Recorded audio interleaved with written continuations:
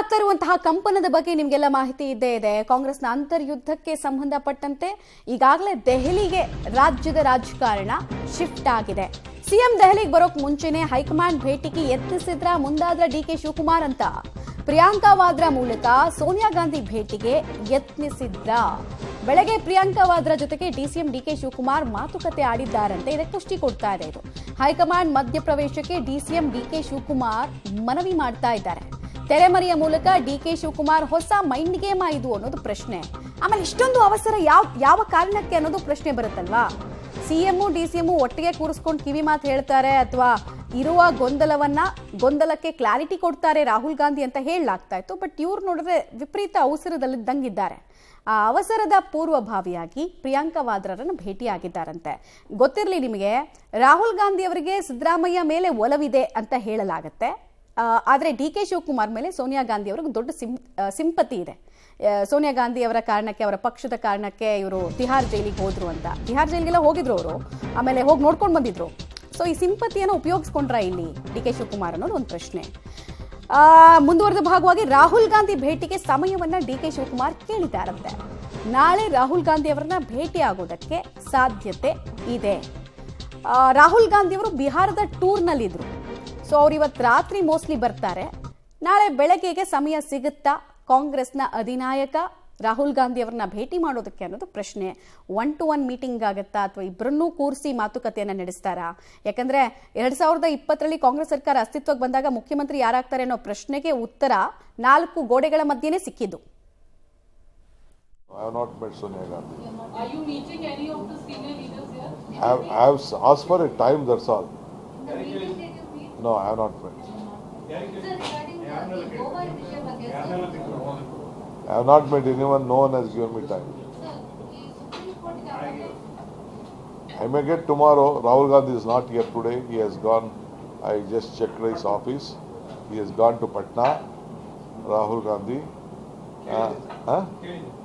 I asked for time, I think tomorrow if you...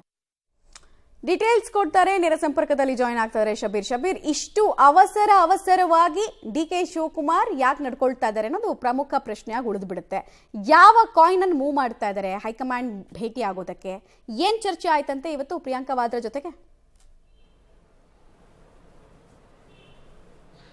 Mamata ನೋಡಿ, ಇದನ್ನ ಅವಸರ ಅನ್ನೋದಕ್ಕಿಂತ ಒಂದು ರಾಜಕೀಯ ತಂತ್ರಗಾರಿಕೆ ಅಥವಾ ಪೂರ್ವ ತಯಾರಿ ಅಂತ ನಾವು ವಿಶ್ಲೇಷಣೆ ಮಾಡಬಹುದು.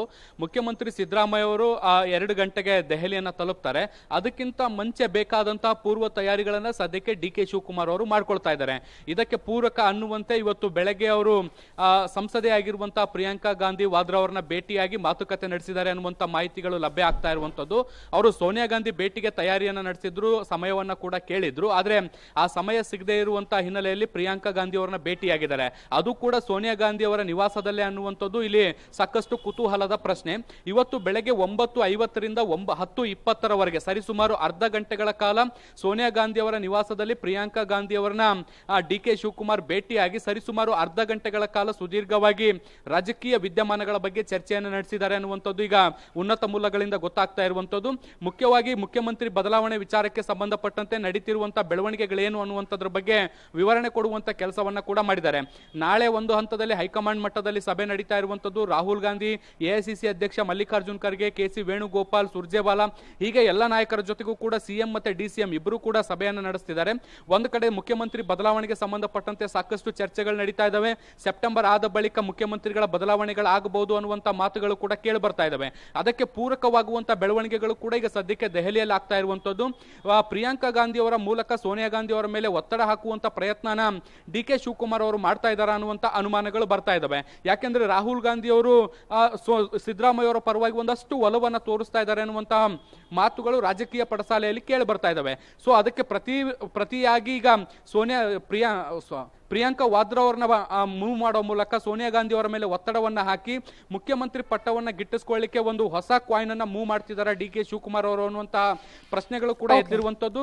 ಸೊ ಈ ಒಂದು ಭೇಟಿ ಚರ್ಚೆ ಏನಿದೆ ಇದು ಸಾಕಷ್ಟು ಪ್ರಾಮುಖ್ಯತೆಯನ್ನು ಪಡ್ಕೊಂಡಿರುವಂತದ್ದು. ಭೇಟಿಯ ಸಂದರ್ಭದಲ್ಲೂ ಕೂಡ ಮುಖ್ಯಮಂತ್ರಿ ಬದಲಾವಣೆ ವಿಚಾರಕ್ಕೆ ಸಂಬಂಧಪಟ್ಟಂತೆ ಚರ್ಚೆ ಆಗಿದೆ ಅನ್ನುವಂತ ಮಾತುಗಳು ಕೇಳಿ ಬರ್ತಾ ಇರುವಂತದ್ದು. ಮುಂದಿನ ದಿನಗಳಲ್ಲಿ ನೀವು ನಮಗೆ ಕೊಟ್ಟ ಮಾತನ್ನ ನೀವು ಉಳಿಸ್ಕೊಳ್ಬೇಕು ಅನ್ನುವಂತ ನಿಟ್ಟಿನಲ್ಲಿ ಆ ಮಾತನ್ನ ರಿಮೈಂಡ್ ಮಾಡಿ ಬರುವಂತ ಕೆಲಸವನ್ನ ಕೂಡ ಈಗ ಡಿ ಕೆ ಶಿವಕುಮಾರ್ ಅವರು ಮಾಡಿರುವಂತದ್ದು. ಸೊ ಹೀಗಾಗಿ ನಾಳೆ ನಡೀತಿರುವಂತ ಸಭೆಗೂ ಮುನ್ನ ಡಿ ಕೆ ಶಿವಕುಮಾರ್ ಅವರು ಇವತ್ತು ನಡೆಸ್ತಾ ಇರುವಂತ ಪೂರ್ವ ತಯಾರಿ ಸಭೆಗಳೇನಿದಾವೆ ಅವು ಸಾಕಷ್ಟು ಪ್ರಾಮುಖ್ಯತೆಯನ್ನು ಪಡ್ಕೊಳ್ತಾ ಇದೆ. ಮಮತಾ, ಧನ್ಯವಾದ ಶಬೀರ್ ತಮ್ಮೆಲ್ಲ ಮಾಹಿತಿಗಾಗಿ.